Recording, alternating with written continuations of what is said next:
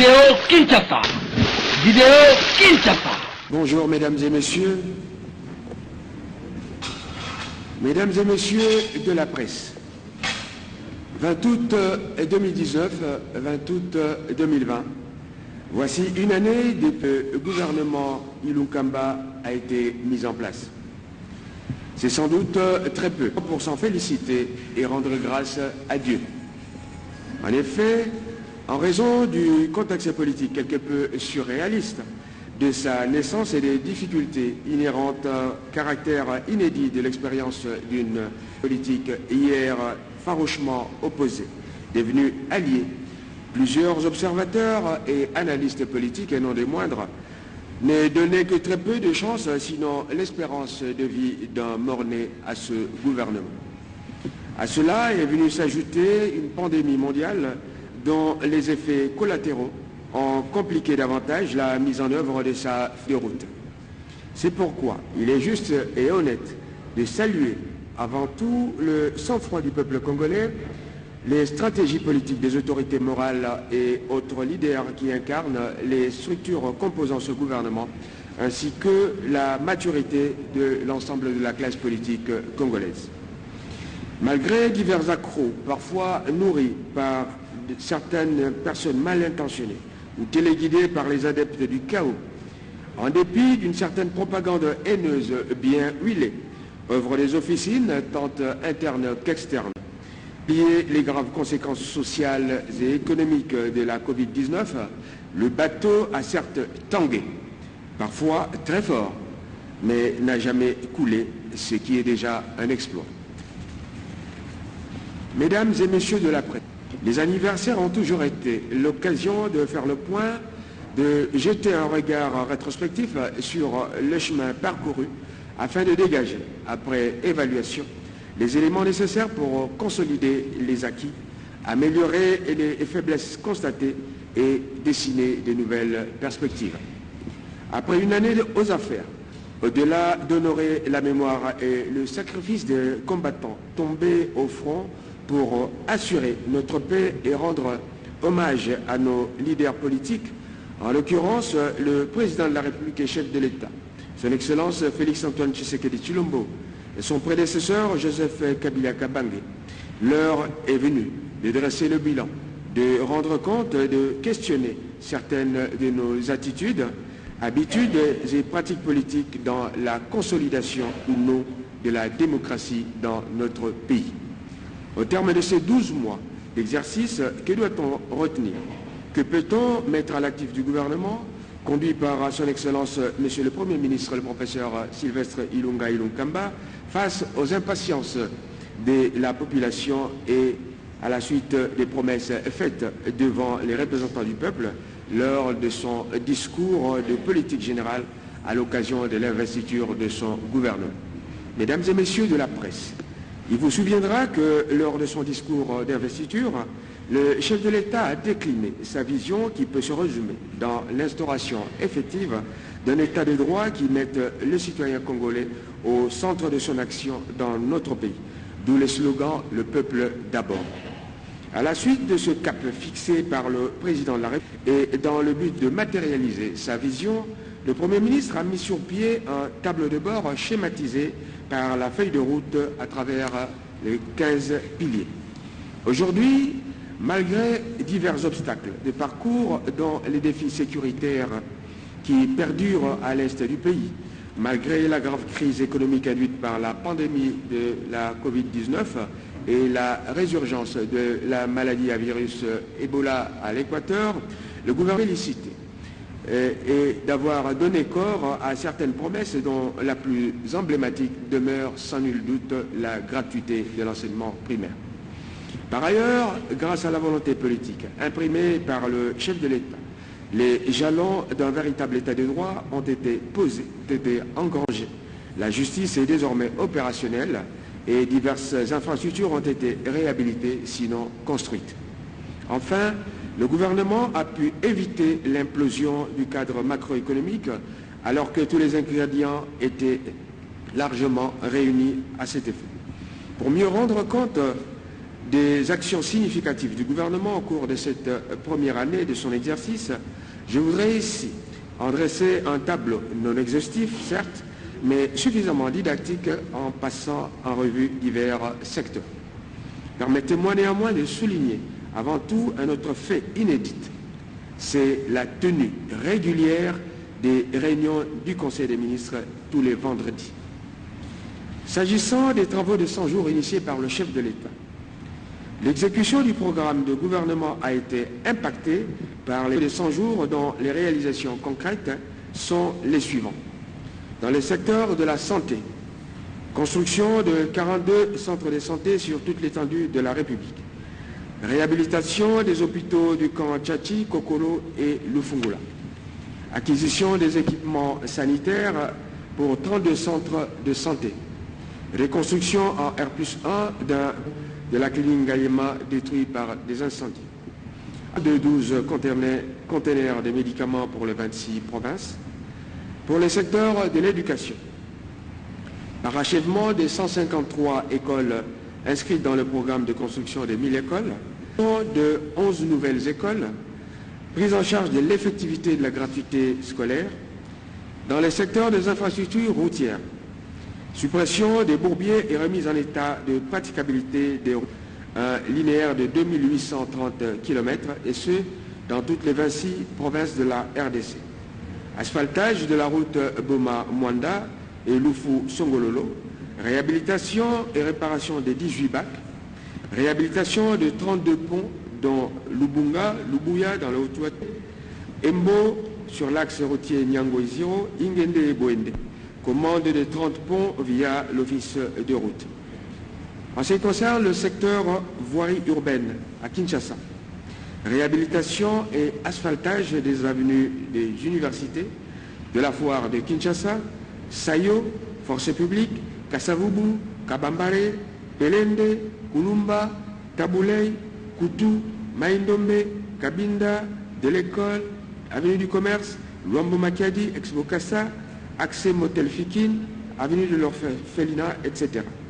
Poursuite des travaux, 7 sauts de moutons. Autre activité réalisée.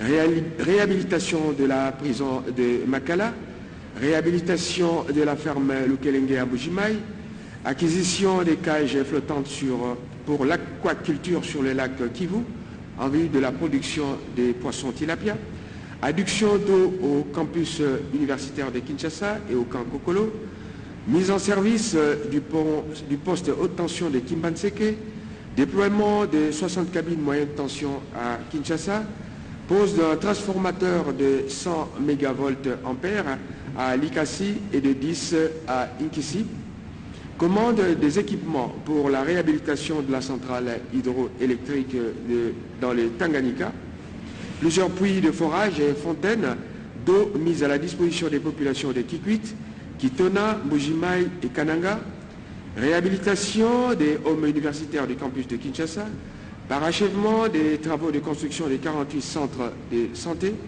la réhabilitation de l'hôpital provincial de référence de Okatanga, hôpital Janson-Sendwe, la construction de l'entrepôt régional basé à Kisangani pour la conservation et l'approvisionnement des vaccins, intrants et autres produits médicaux dans la partie est du pays. En ce qui concerne toujours les infrastructures, reprise des travaux du barrage de Kakobola après 4 ans d'arrêt, finalisation et réception des travaux de numérisation télévisuelle de 9 villes de la République démocratique du Congo, à savoir Kinshasa, Lubumbashi, Kisangani, Goma, Bukavu, Mwanda et Kenge. Sur les plans politiques, défense et sécurité, le premier pilier du programme gouvernemental est celui relatif à la pacification du pays ainsi qu'à la promotion de la réconciliation, de la cohésion et de l'unité nationale. Ainsi que le disait M. le Premier ministre dans son discours programme, nul n'ignore que la force d'une nation repose avant tout sur la communion des cœurs et d'esprit et le vouloir vivre ensemble qui en constitue le socle dans lequel le cap vers l'émergence pour un Congo fort et prospère ne sera qu'un leurre. Aujourd'hui, une année après, la coalition CACH-FCC se consolide davantage autour des questions d'intérêt national, et ce, en dépit des tensions compréhensibles qui peuvent exister entre différentes sensibilités. La coalition demeure unie autour d'un idéal commun afin de consolider la cohésion nationale, selon la vision du président de la République Félix-Antoine Tshisekedi Tshilombo, qui avait encore affirmé au mois de juillet dernier que l'heure n'est pas à la rupture entre les FCC et CACH. On en veut pour preuve la recomposition du comité de suivi FCC-CACH dans le seul but d'insuffler un vent nouveau dans les échanges. En ce qui concerne le domaine sécuritaire, beaucoup de choses ont été accomplies, notamment la réorganisation de l'armée, de la police nationale et d'autres services de sécurité. Et grâce au réchauffement des relations avec les États-Unis d'Amérique, la coopération militaire entre nos deux pays, y compris la formation des officiers des FARDC, a été relancée après plusieurs années de tensions. Sur le terrain, nos forces de défense et de sécurité multiplient les efforts pour éradiquer les groupes armés qui écument encore la partie est du pays. À ce jour, l'on dénombre plusieurs cas de reddition, notamment dans les camps des miliciens Codeco, Mai Mai Malaika, Mai Mai NDCR, El Gilbert Bouira et FRPI. À Béni, un état-major avancé a été installé, conformément à la promesse du chef de l'État, avec nos meilleurs officiers pour combattre les ADF MTN. Aussi, il a été procédé au changement de tous les commandements de la zone opérationnelle et à la formation d'une brigade d'intervention rapide et des forces spécialisées qui se trouvent actuellement déployées dans cette partie de la République.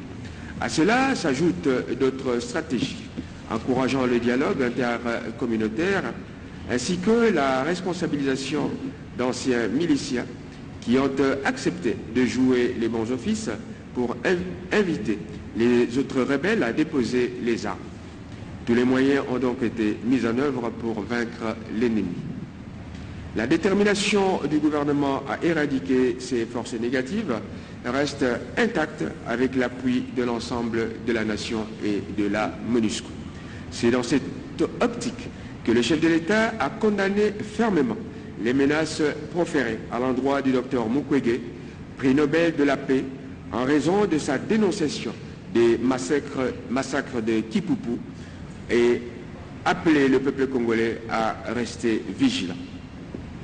Sur le plan de la justice, de la lutte contre la corruption et des droits de l'homme, la justice est en train de retrouver ses lettres de noblesse dans notre pays avec l'avènement d'un état de droit tel que consacré dans notre Constitution et affirme dorénavant son indépendance avec jalousie.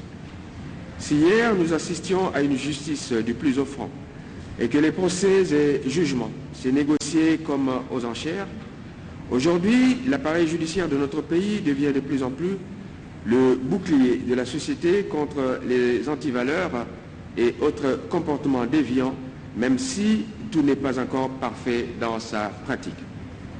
La lutte acharnée est désormais engagée contre la corruption, la concussion et la délinquance fiscale.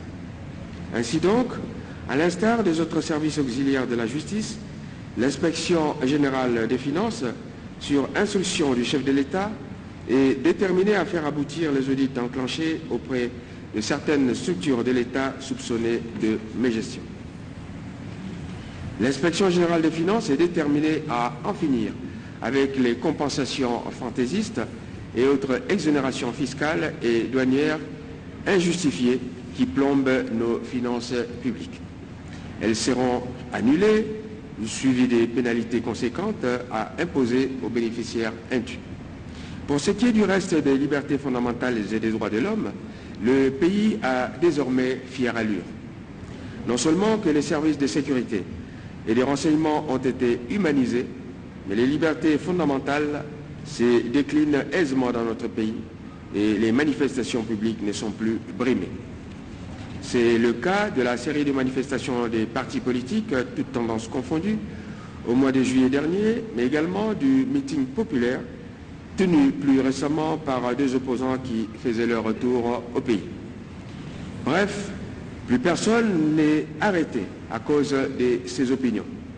Autant souligner également que la RDC ne figurait plus sur la liste des pays africains non éligibles à un statut de partenariat commercial privilégié avec les États-Unis parce qu'elle n'accomplissait pas des progrès nécessaires pour répondre aux critères de l'AGOA et qui est aujourd'hui en passe d'y revenir.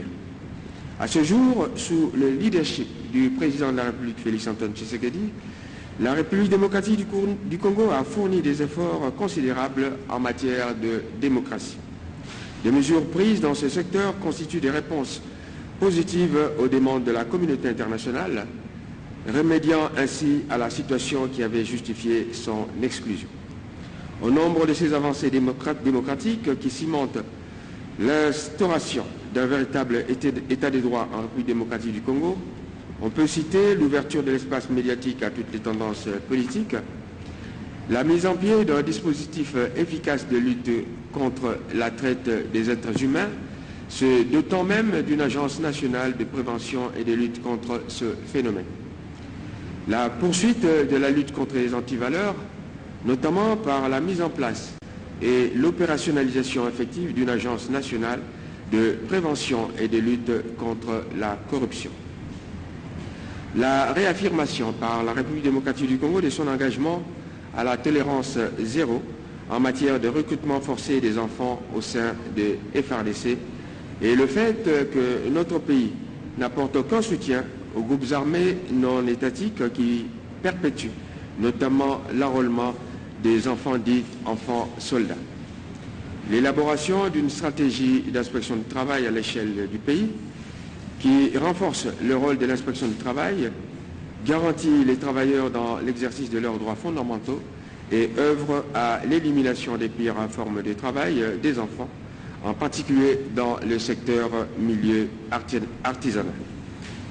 L'humanisation et le désengorgement des prisons, la création d'un fonds d'indemnisation des victimes des violences parallèles à l'implémentation des mécanismes de justice transitionnelle.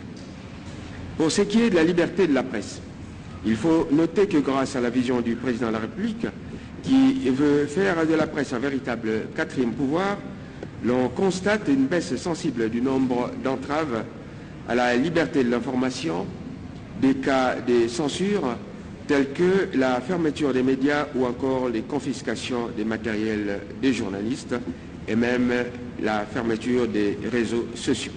Si quelques exactions sont signalées ici et là, cela fait partie des incidents isolés qui ne peuvent en rien démentir les progrès réalisés.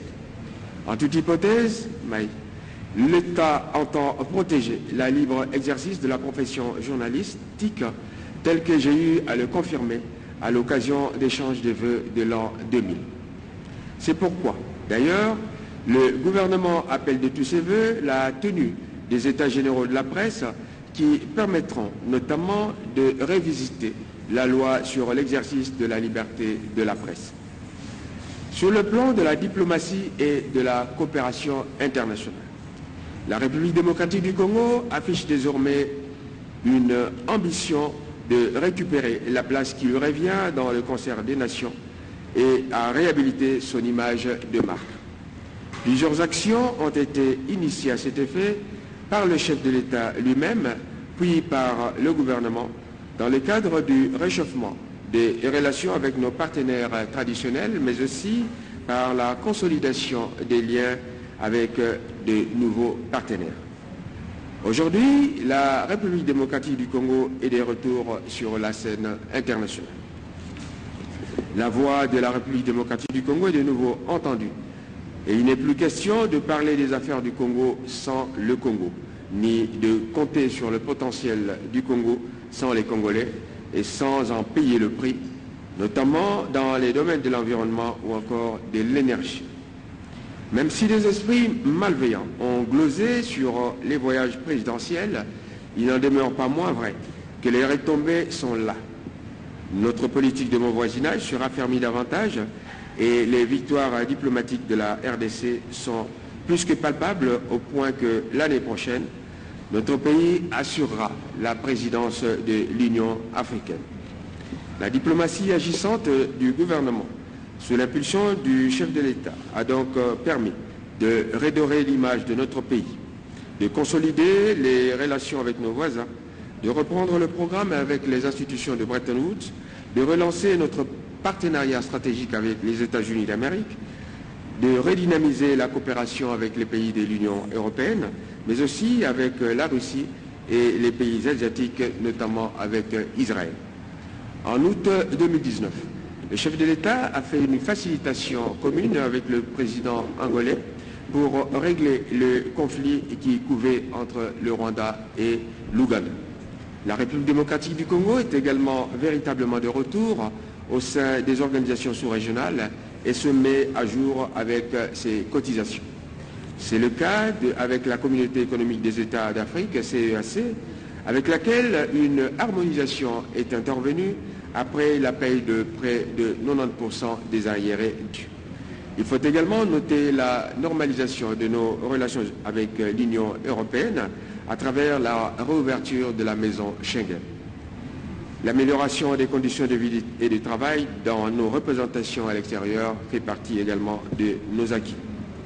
Sur le plan économique, sur le plan de l'agriculture, du développement durable et des petites et moyennes entreprises, cette première année a été marquée par un contexte économique peu favorable, tant au plan interne qu'externe, et cela était dû à plusieurs causes, dont principalement la pandémie de Covid-19. Il faut néanmoins relever globalement des changements importants de la politique budgétaire depuis l'avènement du nouveau gouvernement. Dans cette lignée, les discussions engagées avec les institutions de Bretton Woods, notamment le Fonds monétaire international, ont abouti à la conclusion d'un accord ad référendum sur la mise en œuvre du programme de référence, autrement dit le programme TEST. La RDC a eu l'opportunité d'accéder à l'octroi de diverses facilités au titre d'appui budgétaire auprès des dites institutions. Par ailleurs, lors du sommet Russie-Afrique à Sochi, le 24 octobre 2019, le chef de l'État avait affirmé avoir fait le choix d'un modèle de développement qui consacre le primat de l'agriculture sur les mines, explicitant sa maxime selon laquelle la terre doit prendre sa revanche sur le sous-sol. En effet, la République démocratique du Congo dispose de 80 millions d'hectares de terres arables, dont seulement 10% sont cultivés à ce jour. C'est pourquoi le gouvernement central a disponibilisé des fonds, entre autres, pour renforcer les capacités opérationnelles du service national, créer des zones économiques agricoles spécialisées, les ZEAS, relancer certains parcs agro-industriels, notamment Bukangalonzo, dont la mégestion semble établie. S'agissant des routes de desserte agricole, le Premier ministre a procédé récemment au lancement officiel des travaux de leur entretien permanent par le cantonnage manuel. Ces travaux concernent 26 000 km à raison de 1 000 km par province. C'est là le sens de la visite d'une délégation gouvernementale conduite par le Premier ministre dans la province du Kwango. En matière monétaire, le gouvernement poursuit ses efforts afin de stabiliser la monnaie nationale. Après les interventions de la Banque centrale du Congo dans les secteurs bancaires et monétaires, l'exécutif central a davantage rationalisé les dépenses publiques. Et parmi les mesures prises par le gouvernement à ce sujet, on peut relever l'interdiction du recours aux avances de la Banque centrale du Congo pour financer les déficits budgétaires de l'État. La politique monétaire et de change à travers le resserrement de la liquidité, le refus de financement et d'achat de devises, la coordination des politiques à travers la signature du pacte de stabilité entre les ministres du budget, des finances et de la Banque centrale, dans le but de rationaliser les dépenses publiques. Par ailleurs, le gouvernement travaille à la création d'une nouvelle classe moyenne congolaise par l'encouragement des petites et moyennes entreprises. Plusieurs projets sont en cours. Il s'agit entre autres de l'application de la loi de la sous-traitance et la mise sur pied de l'autorité des régulations en la matière. La finalité de cette politique est de donner aux nationaux l'accès à un secteur jusque-là pris en otage par des expatriés. Dans le même ordre d'idée, le gouvernement a réactivé les dispositions légales qui interdisent le petit commerce aux étrangers. Sur le plan des mines, de l'énergie et des hydrocarbures, parmi les principales réalisations dans le secteur minier, on note la vulgarisation et l'application intégrale du nouveau code minier, l'assainissement du secteur de l'activité artisanale par la lutte contre la fraude minière et les activités illicites, la promotion du secteur pour son développement, l'opérationnalisation de l'entreprise générale de cobalt et GC en sigle. Dans le secteur de l'énergie, il convient de relever qu'il s'est tenu le lundi 22 juin 2020 par vidéoconférence la grande conférence panafricaine sur le projet Grand Inga et l'hydroélectricité en République démocratique du Congo. Plus concrètement, l'on retiendra à l'activité du gouvernement dans le cadre des travaux de 100 jours en matière d'énergie ce qui suit. L'inauguration de la centrale solaire SNEL SA de Manono et son réseau de distribution associé. La mise en service de la centrale solaire NURU SAEL de Goma avec 1,3 MW. Le lancement des travaux effectifs de construction des lignes de transport associées à la centrale hydroélectrique de Kakobol. La remise en service du groupe numéro 8 de la centrale hydroélectrique d'Inga après réhabilitation. La remise en service de la centrale hydroélectrique de Mobaï. Le lancement des travaux de construction de l'usine d'eau potable de Lemba Imbu. Le lancement des travaux de construction de l'usine d'eau potable de l'Ozone. La mise en service des installations de production et de distribution d'eau à Manono. La nomination des autorités de régulation de l'électricité. Le lancement par le chef de l'État des travaux de construction d'une centrale solaire d'une capacité totale de 1000 MW appelée à contribuer à l'approvisionnement en énergie supplémentaire du réseau national. Dans le domaine des hydrocarbures, le gouvernement s'est employé à une relecture de tous les contrats et protocoles d'accord signés auparavant pour leur meilleure évaluation et mise en œuvre. On notera déjà à son actif la publication de la nouvelle structure des prix des produits pétroliers depuis le 7 mai 2020, avec comme fait marquant une baisse quasiment pour la première fois des prix des carburants à la pompe de l'ordre de près de 10%. Sur le plan de l'éducation, de l'emploi et de l'insertion sociale, consécutivement à la vision du chef de l'État de placer l'homme au centre de toute action, l'enseignement de base a été effectivement rendu gratuit sur l'ensemble du pays et le chef de l'État a concrétisé ainsi un prescrit de l'article 43 de notre Constitution, jamais mis en œuvre jusqu'à ce jour.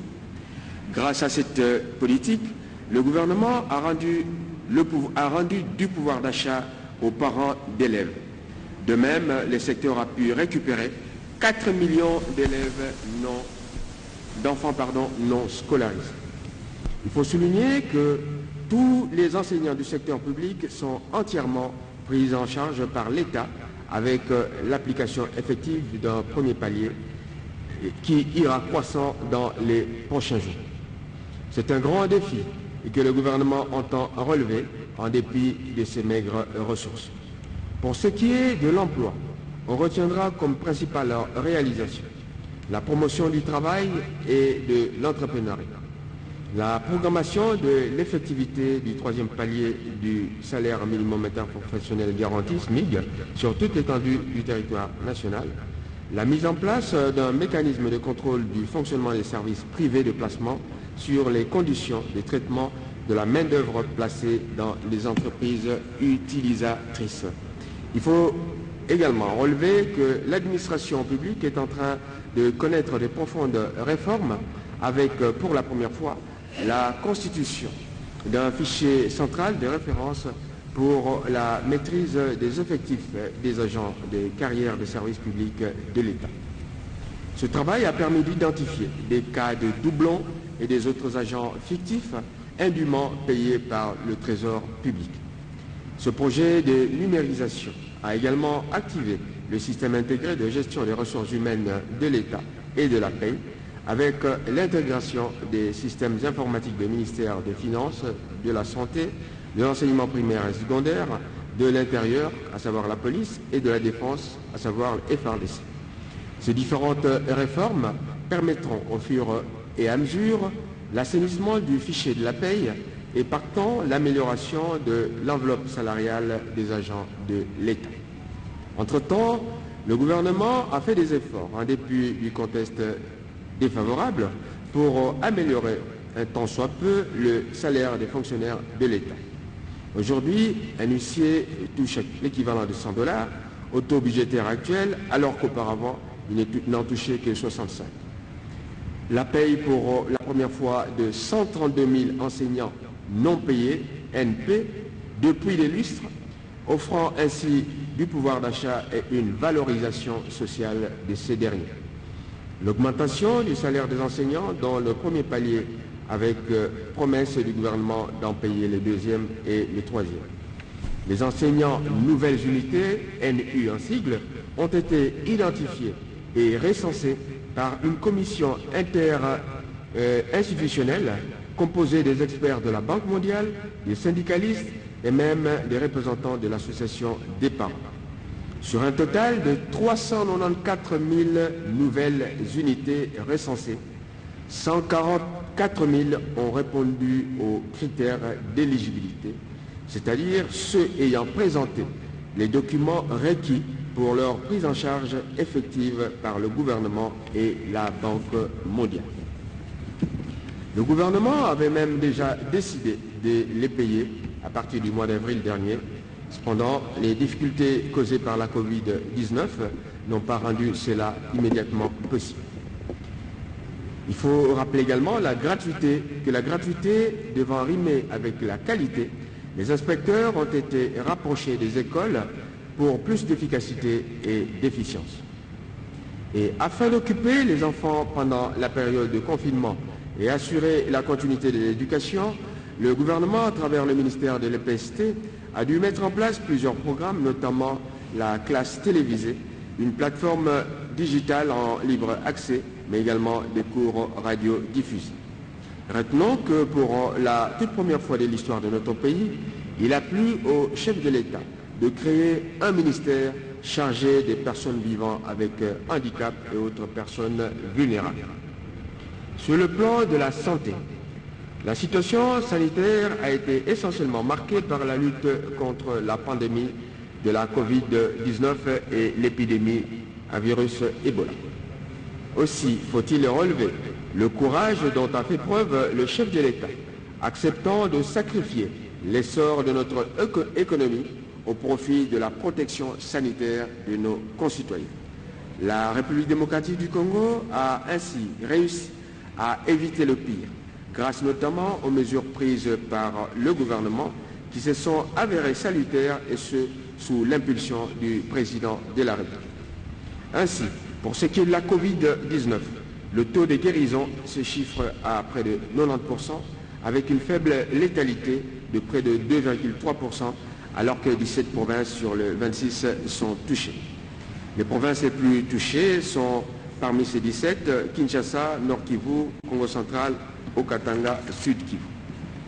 Le gouvernement a salué le savoir-faire de l'équipe du professeur Mouyembe pour la conduite de cette lutte ainsi que tous les acteurs impliqués dans cette lutte.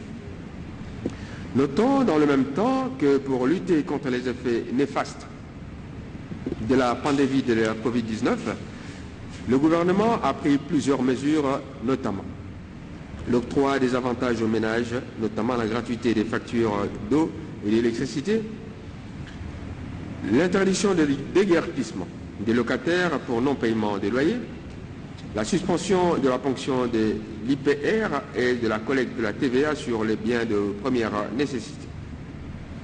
Après la levée de l'état d'urgence sanitaire, le gouvernement continue d'en appeler au respect des mesures barrières afin d'éviter un regain de contamination à travers des campagnes de proximité conduites concomitamment par le ministère de la Santé et celui de la Communication et des Médias. Pour ce qui est de la maladie à virus Ebola, elle sévit pour l'heure à l'Équateur après avoir été vaincue dans la partie est du pays. À l'Équateur, la situation épidémiologique au 20 août 2020 fait état de 98 cas identifiés contre 38 guéris et 42 décès. Les zones les plus touchées sont Bikoro, Bolomba, Iboko, Mbandaka, Ingende, Wangata, Lotumbe, Lolanga, Mampoko, Lilanga, Bobangi et Monika. Des moyens sont mis à la disposition des équipes de santé afin d'assurer une prise en charge aisée des malades. Sur le plan des affaires foncières, on a noté une amélioration de la bonne gouvernance foncière avec une lutte sans merci contre les anti-valeurs. On a noté également la maximisation des recettes foncières, l'élimination du clientélisme dans la nomination des conservateurs des titres immobiliers, la diminution sensible des conflits fonciers. Sur le plan de la culture, sport et jeunesse, on va noter l'obstention par notre pays du droit d'organiser les 9e Jeux de la francophonie dont la tenue a été reportée au mois d'août 2022 à cause de la pandémie à Covid-19. Et comment ne pas citer ces dignes fils qui ont hissé très haut le drapeau national grâce à leurs exploits. Je pense personnellement et premièrement à l'équipe nationale de basketball qui, après une décennie d'absence des principaux championnats continentaux, a remporté la première édition de l'Afrocan à Bamako, au Mali. On relèvera également l'exploit de Junior Ilunga Makabu, devenu depuis le 31 janvier 2020 champion du monde de boxe dans la catégorie des lourds légers WBC, une fierté pour notre jeunesse mais aussi pour l'ensemble du pays. Toujours en matière de jeunesse, il y a lieu de signaler la réhabilitation des brigades agricoles et la production de plusieurs tonnes de maïs par des jeunes gens désœuvrés. La réhabilitation des brigades agricoles et la production de plusieurs tonnes de maïs. On note également la récupération du patrimoine immobilier spolié, autrefois propriété de la jeunesse ouvrière du mouvement populaire de la Révolution. Que dire en conclusion? Après ce passage en revue de quelques réalisations non exhaustives de l'an 1 du gouvernement Ilunga Ilukamba, qui feront par ailleurs l'objet d'une publication détaillée reprenant les actions de chaque ministère, l'on devine en filigrane l'immensité de la tâche qui reste à accomplir. Et donc, il y a lieu de noter certes des acquis qui ont été capitalisés, mais aussi les défis qui sont énormes à réaliser. La paix n'est pas encore totale. Les besoins sociaux de base ne sont pas encore totalement satisfaits. Le chômage est encore endémique. La stabilité de la monnaie nationale reste encore fragile. Mais la construction de notre pays étant une œuvre collective de longue haleine, il importe que tous nos compatriotes en prennent conscience. Certains comportements, notamment dans le chef des acteurs politiques et les épisodes de crise auxquels on a assisté, ne sont pas de nature à favoriser le vivre ensemble et la consolidation de notre démocratie. Au-delà, lorsqu'on sait combien le climat politique impacte celui des affaires, il nous appartient à tous et à chacun de veiller à l'image de notre pays pour ne pas brouiller le message du gouvernement aux investisseurs. Je voudrais terminer ce mot par un appel du gouvernement à la paix, au patriotisme, à la sérénité et une invitation au travail, seule voie pour produire davantage de richesses au bénéfice du bien-être de nos populations. Que Dieu bénisse davantage notre pays et ses dirigeants. Je vous remercie. C'est donc le gouvernement Yunga a donc fait des choses pour cette déclaration préalable qui a ramassé pratiquement l'essentiel des réalisations du gouvernement. Je vois déjà les confrères journalistes qui piaffent d'impatience pour poser des questions. On va ouvrir le bal. On va prendre une première série de 5 questions. Ceux-là qui seront identifiés viendront tous ensemble ici devant pour poser leurs questions. On va prendre d'abord Willy Kalengai pour le compte de Géopolis. On va prendre Jessie Kabasele pour le compte de la RTNC. Élisée Odia pour le compte de Congo Web. Anthony Chamba, éduc de TV. Avec le masque, je ne vois pas bien. Bon, je vois... Oui. On va prendre une dame quand même, encore. La Voix de l'Amérique, avec Anastasie. Voilà. Willy Kalengai, vous ouvrez le bal, s'il vous plaît. Merci de la parole. Nous nous réjouissons, Excellence, Monsieur le ministre d'État, de cet exercice qui est un acte de respect pour la population et surtout un acte de redevabilité par rapport à la gouvernance. Mais en même temps, je me permets de poser 2 petites questions. Le premier est un constat. Je constate quand même que nous sommes devant un gouvernement de coalition, mais le gouvernement, après une année, la coalition semble être essoufflée. Elle arrive au bord de cette année avec des prises de parole qui dénotent d'un retour de méfiance mutuelle, comme si les gens étaient forcés d'être ensemble et qui n'en pouvaient plus. Alors ma question est celle-ci. Comment le gouvernement, qui est un instrument de performance, peut avoir du succès dans un climat délétère? Est-ce que le gouvernement survivra au retour de la méfiance? C'est ma première petite question. La deuxième, rapidement, si le modérateur me le permet. Kinshasa n'est pas le Congo, comme on le dit souvent. Mais quand nous allons dans nos provinces, nous constatons qu'elles sont complètement, en tout cas aujourd'hui, dans le chaos. Nous avons appris, à moins que ça ait changé entre-temps, que les députés provinciaux ne sont plus en charge. Dans beaucoup de provinces, ça fait 7-8 mois qu'ils n'ont pas été payés, alors qu'ils travaillent pour la République. Et que le fait de ne pas être pris en charge, ils ont versé sur les différents gouvernements provinciaux toute leur colère, au point que on assiste à l'instrumentalisation des motions de défiance. Aujourd'hui, il y a beaucoup de provinces qui n'ont pas de gouverneur. Soit ils ont été défaits, soit certains même sont ici pour pouvoir porter plainte qu'on arrête un gouverneur. Alors je voudrais savoir si le gouvernement il gouverne seulement pour Kinshasa, parce que la liste des actions menées, nous ne sentons pas une prise en charge réelle sur tout le territoire national. Merci. Merci. Jessie.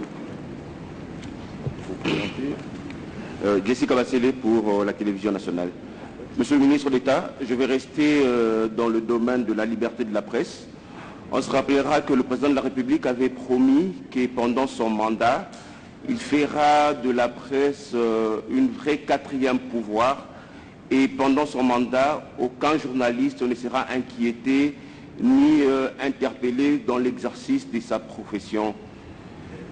J'imagine que vous êtes sans ignorer qu'on parlerait du côté de Sankourou que la RTNC a été fermée parce qu'ils n'ont pas accueilli le gouverneur à son arrivée. Comment vous expliquez cette situation de la RTNC du côté de Sankourou?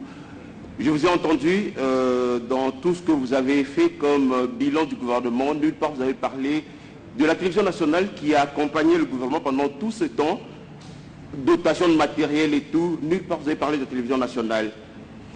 Je voudrais également, ma deuxième question pour terminer, parler du prix Nobel de la paix. On a suivi lors du Conseil des ministres, le gouvernement a condamné les menaces sur l'autre prix Nobel de la paix, le seul d'ailleurs qu'on a. Mais jusque-là, vous ne nous dites pas qui a menacé le docteur Mukwege et quelles sont les mesures qu'a pris le gouvernement pour que ces personnes qui ont menacé le docteur Mukwege soient mises hors d'état de nuire. Merci, monsieur le ministre. Élisée Audière, Congo Web et c'est sur 7 bien entendu, face à l'exécutif quand même qui a du mal à commenter ou à parler sur...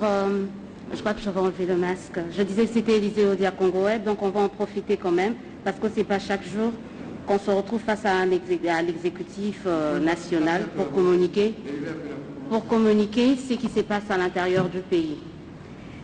On va alors en profiter pour se poser quand même une série de questions. Elles seront politiques et également en caractère social. Ça sera par rapport au recensement. On en parle de plus en plus.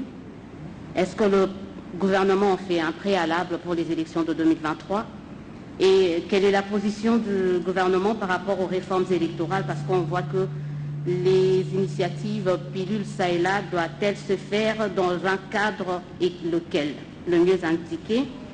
Et par rapport au bilan ou à l'action gouvernementale, si le gouvernement peut nous dire s'il est arrivé à réduire le taux de la faim, et si oui, de combien de pourcents en République démocratique du Congo, quand on sait que l'alimentaire, le PAM, dit que la RDC est devenue et fait partie de 2 pays prioritaires en matière dans le domaine alimentaire.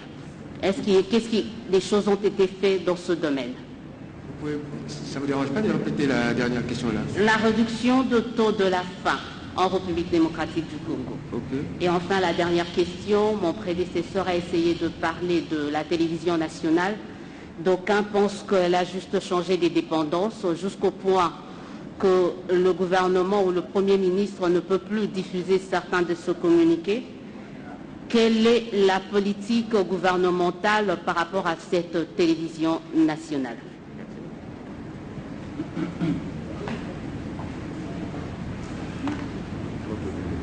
Merci, monsieur le ministre. Je suis Anthony Chamba, des Ducs Télévision. Je vais aller droit au but, comme on me le signale ici. J'ai 3 petites questions, mais qui sont speed, rapides. Le gouvernement, vous avez dit, a pu éviter l'implosion du cadre macroéconomique. Monsieur le ministre, aujourd'hui, nous ne savons même pas à combien le franc congolais par rapport au dollar américain s'évalue. Les taux, on ne sait pas. Il y a des gens qui changent à 19 000, 20 000, on ne sait pas. Hier, ma voisine a été sidérée lorsqu'on lui a dit qu'une bouteille de Fanta, des 33 centilitres, ça revenait maintenant à 1500 francs congolais. Moi, je trouve que les cadres, déjà, n'est plus très bon, les cadres macroéconomiques. Deuxième question, vous avez dit, Bukanga Lonzo, la médiation est établie. Si elle est établie, je pense que le gouvernement devait déjà saisir les instances judiciaires pour qu'on sache ce qui s'était réellement passé à Bukanga Lonzo. La dernière petite question, vous avez parlé de la justice, vous avez dit la justice est en train de retrouver ses lettres de noblesse et affirme son indépendance avec jalousie. Mais je reviens ici concernant les feuilletons du ministre de la Justice qui est parti. Il a tripatouillé des documents officiels, il a induit en erreur le Conseil des ministres, il a soulevé une tempête dans un verre, après il démissionnera, mais aujourd'hui il est peinard. C'est ça la justice qui retrouve ses lettres de noblesse? Merci, j'ai dit. Okay. Bonjour Monsieur le Ministre, Anastasie Tudièche, La Voix de l'Amérique. J'ai 2 questions, enfin j'ai 12 questions, mais je vais en sélectionner 2. Je n'ai pas suffisamment, selon moi, entendu les actions que votre gouvernement a pu mener, dans le détail en tout cas, sur ce qui représente 52% de la population congolaise. M'entendez mieux? Oui, ça va mieux. À savoir les femmes. Le reportage que je suis en train de préparer pour La Voix de l'Amérique se passe dans des maternités où les femmes sont retenues contre leur gré parce qu'elles n'ont pas pu s'acquitter des frais. Des mesures ont été annoncées, vraisemblablement elles n'ont pas été appliquées. Alors il y a cet exemple-là qui me vient tout de suite parce que c'est ce sur quoi je suis en train de travailler, mais le harcèlement sexuel, l'accès au savoir, enfin, que fait-on, que faisons-nous pour les femmes aujourd'hui dans ce nouveau gouvernement? Deuxième question, elle est plus technique. Que faire, comment faire pour avoir plus accès aux membres de votre gouvernement? Je représente un média international où on me pose des questions régulièrement, voilà, il se passe ça, et l'accès aux ministres, l'accès aux personnes qui pourraient répondre à nos questions est extrêmement difficile, et je me retrouve très souvent à avoir à faire des reportages sans pouvoir donner le droit de réponse légitime aux membres de votre gouvernement. Merci. Ok. Merci beaucoup. La première question m'a été posée par M. Kalingai, qui a fait le constat que ce gouvernement de coalition semblait essoufflé et que cela a été attesté notamment par les prises de parole, disons, en sens divers de ses composants. Et la deuxième question, c'est comment le gouvernement peut-il agir pour avoir des succès alors que ce climat est délétère? Je dois vous dire d'abord, M. Kalingai, que ce gouvernement est le fruit d'un consensus qui, autrement, allait mener ce pays vers les abîmes. Les forces qui composent ce gouvernement, à savoir CACH et le FCC, ont bien analysé la situation à la suite des élections qui ont eu lieu, étant entendu que le FCC ont gagné, les membres du FCC ont gagné une majorité à l'Assemblée nationale et que les membres du CACH ont gagné la présidence de la République. Conformément à notre Constitution, il fallait naturellement que le Premier ministre sortît du camp de la majorité qui a la majorité, si je veux dire, à l'Assemblée nationale. Nous étions en face d'une situation inédite, soit que nous allions en cohabitation, le président de la République se contentant de ses pouvoirs régaliens, le gouvernement gouvernant, mais nous avons tous appelé l'histoire à notre secours, notamment l'histoire des faits qui se sont passés dans certains pays démocratiques et fort avancés, à l'instar de la France. Nous avons vu les cas des cohabitations François Mitterrand-Chirac, François Mitterrand-Balladur, Jospin-Chirac, et nous nous sommes dit, Dieu, fais-nous grâce que cela ne nous arrive pas. Parce que ça aurait été le moment bien choisi par les ennemis de la République pour dépecer le Congo, pour balkaniser le Congo, si nous ne pouvions pas nous entendre. Et voici pourquoi nous avons opté pour une coalition plutôt que pour une cohabitation belliqueuse. Et au surplus, il n'y a pas eu d'alternative à ça. Quel est ce groupe, ce parti politique ou ces groupes qui a eu la majorité à l'Assemblée autre que le groupe FCC? Et donc qui pouvait soutenir la venue d'un Premier ministre issu de son milieu. Il n'y en a pas.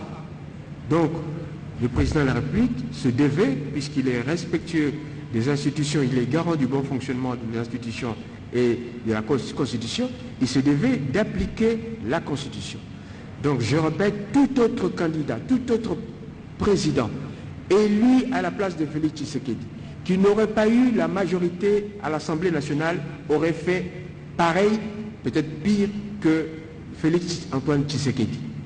C'est-à-dire, en d'autres termes, soit le pays était gouverné en appliquant la Constitution, soit qu'il engageait une bataille contre ce gouvernement et cette majorité, et ça donnait quelque chose aussi d'imprévisible.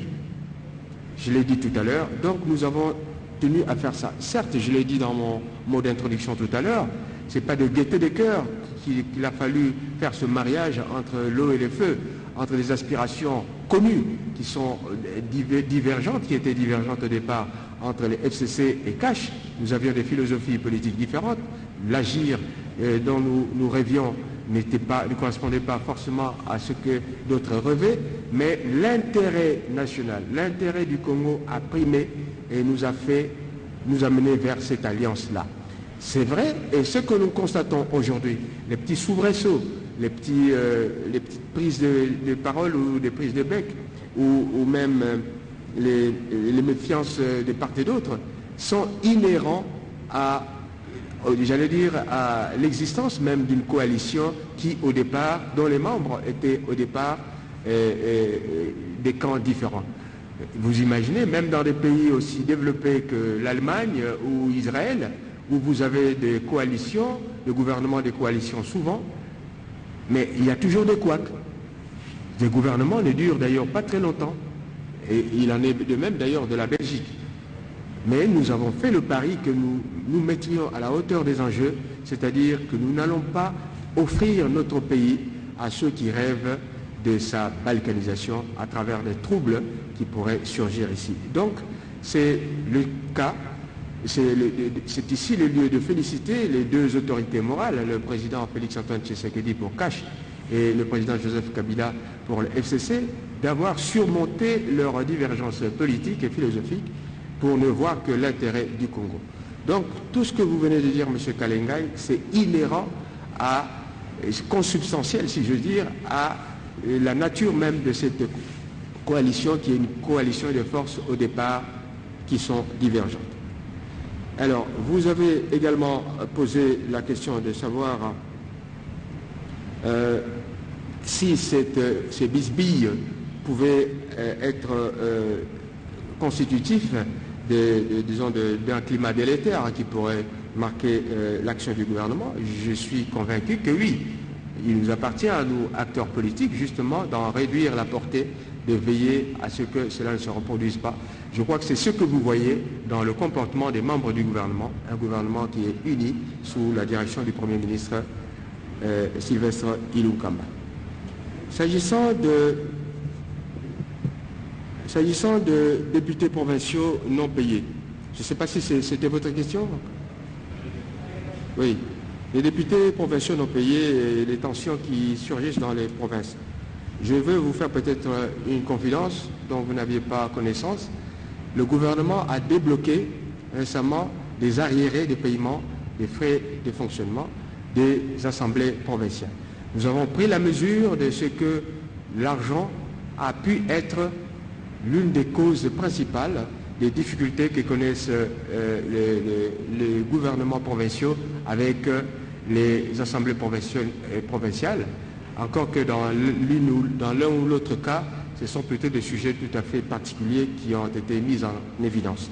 Donc, à ces sujets, nous avons, selon les moyens, et lorsque les moyens ont été disponibilisés, le gouvernement a fait l'essentiel, et aujourd'hui, sans vouloir dévoiler une confidence qui pourrait ne pas plaire à certains députés provinciaux, eh bien, je crois qu'ils ont reçu leurs 6 mois d'arriérés. En tout cas, les gouverneurs peuvent en témoigner.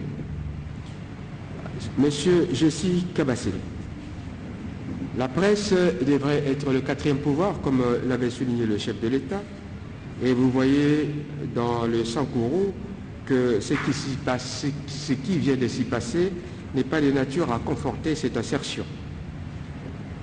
Je suis d'accord avec vous, j'ai pris connaissance moi aussi de ces informations. J'ai réuni à cet effet le directeur général de la radio-télévision nationale congolaise, ainsi que le président du CESAC, en même temps que je sollicitais un rapport circonstancié sur ces événements. J'attends ces rapports circonstanciés. J'ai eu le gouverneur de province en ligne, j'ai eu d'autres personnalités qui s'occupent de la sécurité, et donc j'attends des rapports circonstanciés avant que moi-même j'en adresse un rapport particulier au chef de l'État et au Premier ministre. Mais ce que je peux vous dire, qu'il n'est pas tolérable, pas du tout, que ceux qui sont nantis de la qualité de journalistes puissent être primés à l'occasion de l'exercice de leurs fonctions. Je m'y opposerai vraiment de manière ferme. Le journalisme est une corporation et il y a un corps des journalistes, ils savent comment régler leurs problèmes. Les décisions qu'ils prennent dans ce sens-là sont des décisions internes, des groupes qui ont leur autonomie.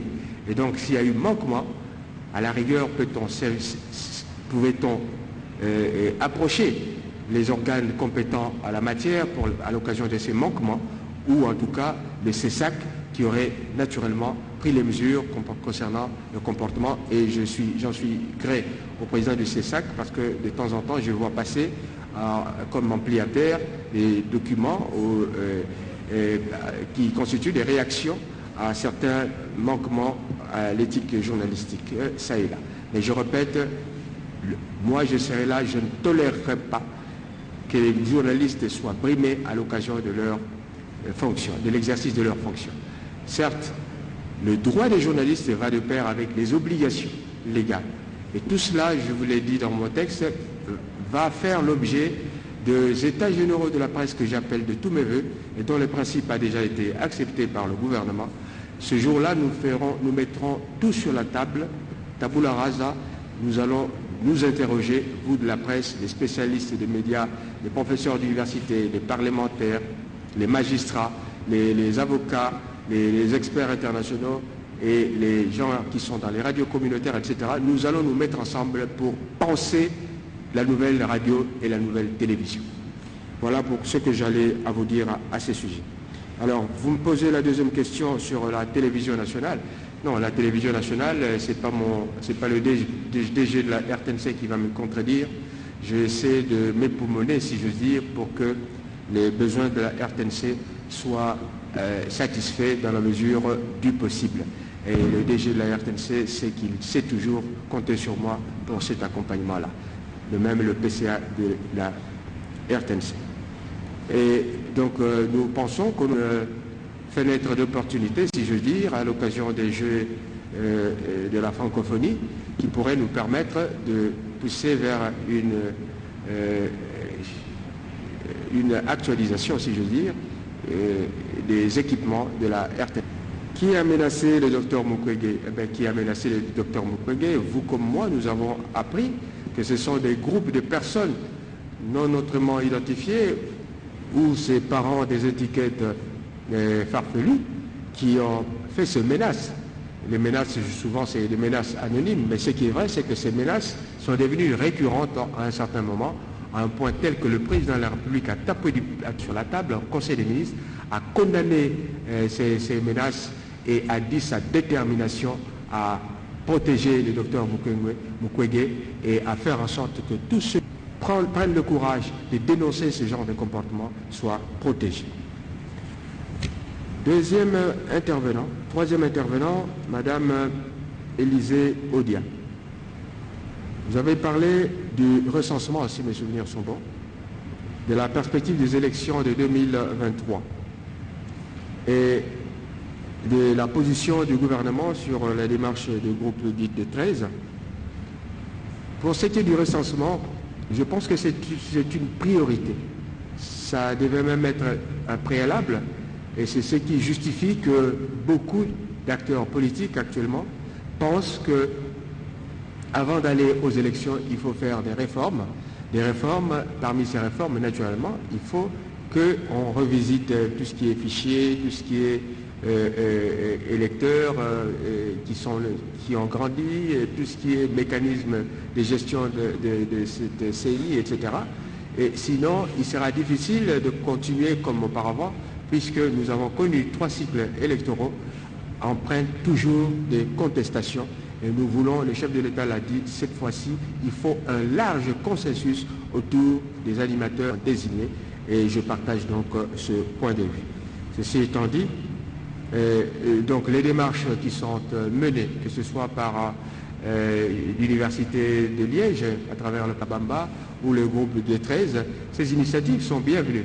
Mais nous sommes en démocratie, le creuset de notre démocratie, c'est le Parlement. Et donc nous attendrons que ces événements, ces rencontres ou ces forums, ces forats, lorsqu'elles auront produit leurs effets, que ces effets puissent être amenés au Parlement en vue d'une discussion, ce qui n'empêchera toujours pas les membres de la coalition d'en parler dans les cadres qui leur sont propres. Éduc TV, vous me parlez de la manière d'éviter l'implosion du cadre macroéconomique. Vous avez cité le cas des augmentations du prix de certaines denrées alimentaires et vous avez illustré cela par le prix de la bouteille de coca. Nous avons dit que la situation dont nous avons hérité n'était pas du tout facile à notre arrivée au gouvernement. Nous avions des arriérés, la TVA qui n'était pas remboursée, nous avions des déficits à combler, nous avons la gestion opaque, des exonérations données à gauche, à droite, bref, des fraudes, des cas de fraude à gauche, à droite, il fallait mettre de l'ordre. Tous eu engagement. Ce engagement, dans le Fonds monétaire international, la Banque mondiale, tout le monde satisfaire l'engagement. Parce que l'engagement, il y a une facilité, il y a et belé que les cas produire. Et puis, tout ça, la réforme dans le secteur minier, réforme, tout ça, en matière industrielle, la zone économique et développement économique spécial. Tout ça, la petite et moyenne entreprise, tout ça, la possibilité, il y a la sous-traitance, c'est-à-dire accompagner le secteur minier. Les adultes dans le secteur minier, mais rien à voir avec la mine directement. Marché on a apprécié on a indien, les disposition légale et SICA. On vous a obligé aussi la sous-traitance na compagnie à Congo, les Congolais. Donc tout ça, ils ont un an de Konanga. Tout ça en un an, au Batmusu en plus de 20 ans. Vous avez moi compréhensif. C'est un mois compréhension. Pour un bateau, il va continuer à pouvoir. Je comprends que va pousser, même qu'on rêver. Parce que répète un discours, là on écoute en réalité, je peux vous l'avouer, dans une opposition, différence il y en a. Bon. Au Italie, monsieur John Lungila. En ce qui concerne les réussites du gouvernement, et vous parlez des milieux ruraux. J'avais parlé tout à l'heure des routes des dessertes agricoles. J'ai parlé d'ailleurs d'une partie du bilan des 100 jours où vous avez vu les réalisations. Si vous ne les avez pas enregistrées, tout à l'heure mes services vont vous remettre les éléments qui vous permettront de bien suivre les cadres dans lesquels ces aspects ont été développés et vous verrez que beaucoup de choses ont été faites. Naturellement, je vous dis sur une année, c'est extraordinaire. Mais nous avons un mandat de 5 ans. Et en 5 ans, vous allez voir tel que l'élan est parti, nous allons faire mieux, j'en suis convaincu. Et pour ce qui est de la présidence, nous sommes prêts. Le chef de l'État conduira bien l'Union africaine l'année prochaine. Et ce n'est pas un hasard si la République démocratique du Congo a été choisie pour présider aux destinées de l'Union africaine l'année prochaine. Comme dirait quelqu'un, la DRC is back. Donc, pourquoi? Ce n'est pas nous. Ce sont les autres qui nous observent. Ils nous ont observés avant-hier. Hier et avant-hier, ils nous ont observés. Ils ont estimé que nous ne méritions pas confiance à rediriger Babylone. Ils nous ont observés à Goa. Bamole ke bisoté. Alors, les lots, c'est quoi Bamole qui est biso. Alors, tout simplement, peut-être biso moto on a mis sur mon avion on a malamuté, mais ce paya Bamole que RDC, président na yende fois Kamba, Union africaine. Président na ye ndenga sala na gouvernement na ye. Bangonde bazo mérité bako taplo kona ba Goa. Bangonde bazo mérité Banque mondiale a pesa bango 1 milliard de dollars. Bazo mérité Fonds monétaire a pesa bango 800 millions de francs de dollars américains. C'est que confiance moko ye ezalate. Donc on a bien ezalate, ba chiffre nga na tangi bino et pas ya Banque mondiale na Fonds monétaire ezalate. Ce que ye c'est que tout ça qu'on inspire ba confiance. Vous allez habiter par le doute de Binomoko. Tant que vous allez encourager par ce qui est fait, même ceux qui, par résultat, j'en conviens, et qu'il y a un mois en retard. Tala John, excusez-moi, tu avais posé la question en français, mais dans les cas, il y a un système, il y a d'autres. Monsieur Olenga, vous parlez du contrat chinois.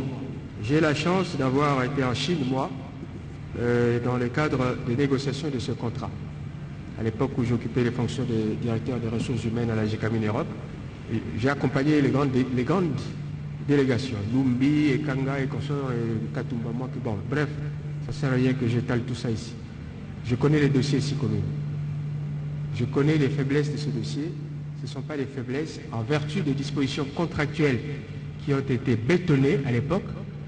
Je suis presque convaincu que nous n'avons pas été très regardants dans la conclusion de ces contrats-là. C'est presque un euphémisme ce que je suis en train de dire là. Nous n'avons pas été très regardants. certains parmi nous voyaient venir tout ça. Mais puisque telle était la volonté de ceux qui étaient amenés à signer, on préférait ne pas mourir et accepter de voir que ce pays allait à volo. Donc, c'est un dossier qui, de mon point de vue, devait être remis sur la table. Mais pour remettre un dossier sur la table de négociation, encore faudrait-il que vous l'ayez prévu dans le contrat. Si vous ne l'avez pas prévu, si vous n'avez pas mis de garde-fous, de clauses de révision, etc., vous n'aurez que vos yeux pour pleurer.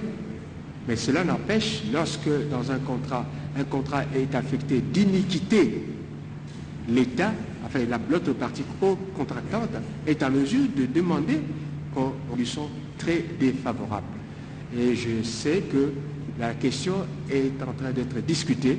Ça pose des problèmes sérieux parce que les Chinois pensent qu'ils ont tout donné, mais ce qu'on a donné à cette SICOMIN, enfin aux Chinois, à travers cette société en partenariat GECAMIN et les Chinois, où la GECAMIN a à peine 30% des parts, les SICOMIN ayant pratiquement 70%, c'est une catastrophe. Je peux vous le dire ici, je pèse bien mes mots, c'est l'une des plus grandes catastrophes contractuelles que nous ayons connues dans ce pays.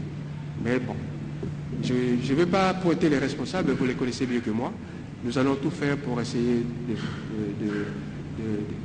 d'amortir le choc, si j'ose dire. Et je suis vraiment flatté de voir que certains de nos collègues, surtout les journalistes, soient à mesure de formuler de telles interrogations. Merci et félicitations. En ce qui concerne monsieur Bossolo, la politique, projet agricole, lac de ma vallée, c'est vrai qu'il y avait un projet, mais tous les projets ne sont pas des projets, j'allais presque dire, qui rentrent dans le cadre des actions du gouvernement. Il y a des projets qui étaient prévus dans le cadre de 100 jours.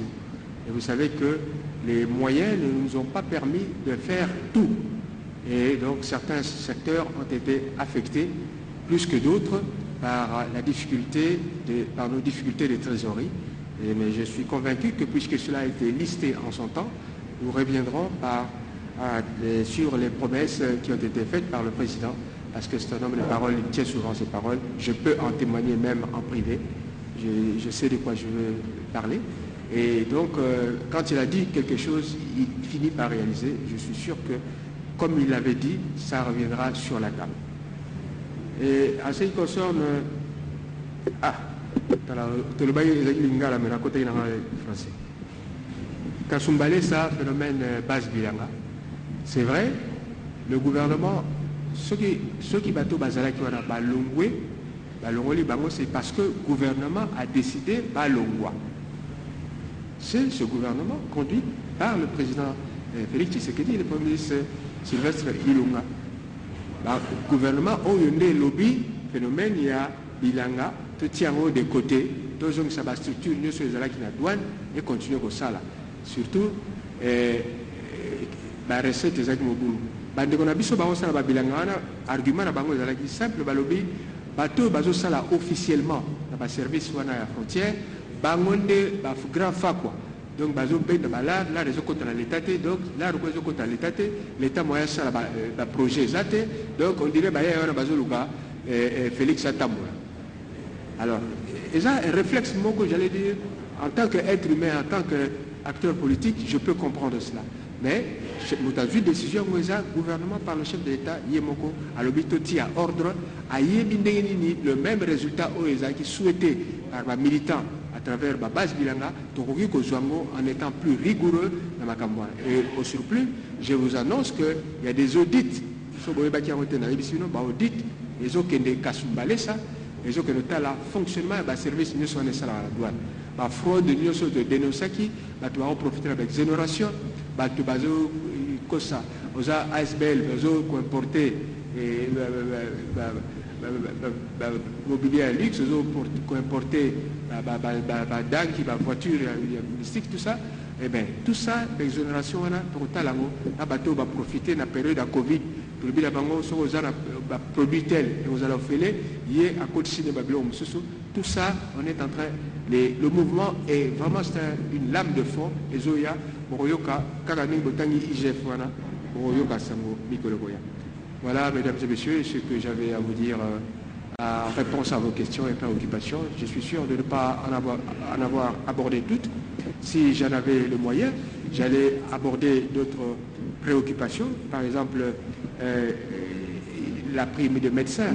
Ils sont 4000 médecins dont la prime de risque a été prise en charge, ou en tout cas le gouvernement a décidé de prendre en charge cette prime de risque en raison de paiements trimestriels. Et là, il y a déjà près de 200. Donc dans 2 ans, le gouvernement va résorber les 7000 médecins qui sont éligibles à cette prime. Et donc c'est une action importante. Pour le reste, on n'en a pas parlé, mais il y a des grèves, par exemple, dans les universités. Et ça, c'est inhérent à toute démocratie. La démocratie, c'est ça. C'est une forme de construction d'antagonisme permanent. Et donc, le plus important, c'est qu'en fin de compte, on puisse avancer dans l'intérêt bien compris de ce pays. Je vous remercie. Merci beaucoup, Excellence. Merci, Excellence, Monsieur le ministre d'État, ministre de la Communication et Médias, porte-parole du gouvernement. Ainsi donc, s'achève cette conférence de presse qui a duré environ 2 heures. C'est vrai que les questions, il y en avait beaucoup. On en a enregistré 25, mais il y en a encore. Et donc, vous aurez l'occasion de les poser off the record, si vous voulez, pendant le cocktail. Puisque maintenant, là, nous allons passer à cette étape-là. Et donc, nous allons inviter son Excellence la porte que le protocole va désigner pour le Peut-être j'allais cocktail. dire off the record. En ce qui concerne la présence, M. Boto, la présence des ministres, je suis le porte-parole du gouvernement. Bon, je ne sais pas si par le passé vous avez vu un ministre porte-parole du gouvernement entouré des autres ministres d'une raison. Je ne sais pas, mais bon, je viens d'arriver à cette fonction, donc je n'ai pas beaucoup de références plus que les vôtres. Et donc, je pense que c'est un honneur pour moi de voir le ministre en charge des relations avec le Parlement, qui a initié d'ailleurs, qui a fait aboutir plusieurs projets de loi, et donc qui assure la mayonnaise entre le Parlement et le gouvernement. À venir ici, c'est un signe particulier, mais je n'ai pas adressé des cartons à mes collègues ministres. Je fais ça dans les réseaux, j'ai annoncé ça dans les réseaux. Mais croyez-moi, ils ont confiance en moi, à commencer par le chef de l'État, le Premier ministre, qui m'ont autorisé à faire ce point de presse. Merci beaucoup.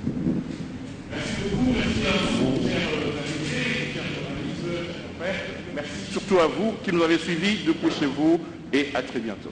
Vidéo Kinshasa. Vidéo Kinshasa.